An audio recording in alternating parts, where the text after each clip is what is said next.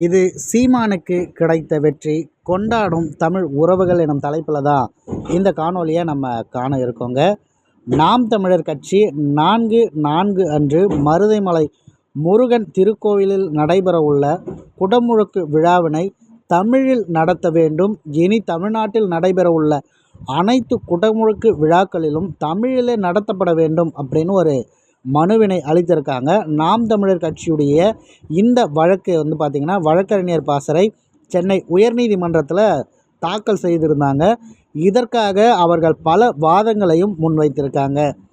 நீதியரசர் முன்னாடி முன்வைக்கப்பட்ட அத்தனை விடங்களும் கேட்டு முடிந்த பின்னர் நீதியரசர் மருதமலை திருக்கோயில் குடமுழுக்கு விழாவினை முழுவதும் தமிழிலும் நடத்த வேண்டும் என ஆணையிட்டிருக்காங்க.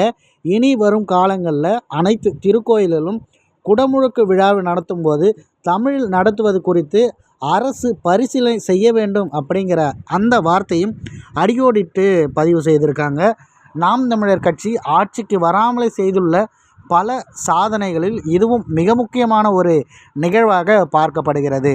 நீங்கள் கோயிலுக்கு போகிறவங்களாக இருக்கணும், இல்லை கோயிலுக்கு போகாதவங்களாக இருங்க, நீங்கள் மாற்று மதத்தை சார்ந்தவராக இருங்க, எது வேணால் இருங்க. ஆனால் நம்ம இடத்துல இருக்கக்கூடிய ஒரு கலாச்சாரம் நமக்கு நம்பிக்கை இல்லைனாலும் கூட இருக்க அத்தனை பேருக்கும் இதன் மீது ஒரு நம்பிக்கை இருக்குது அப்படின்னும்போது அந்த நம்பிக்கையின் பெயரில் நம்மளுடைய மொழி இல்லாமல் நம்ம அகற்றப்படுவது அப்படிங்கிறது மிகப்பெரிய துரோகம். அதனால் அதை கண்டு காணாமல் போகாமல் அதற்காக ஒரு பாசறையை இயக்கி நாம் தமிழர் கட்சி அதற்காக வழக்கு நடத்தி வெற்றி பெறுவது அப்படிங்கிறதெல்லாம் மிக முக்கியமான ஒன்று.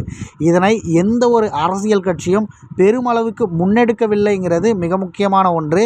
நாம் தமிழர் கட்சி முன்னெடுப்பது மட்டும் இல்லாமல் வெற்றியும் கண்டிருக்கிறது என்பது மிக மிக பாராட்டிற்குரிய முக்கியமான ஒரு விடயமாக பார்க்கப்படுகிறது.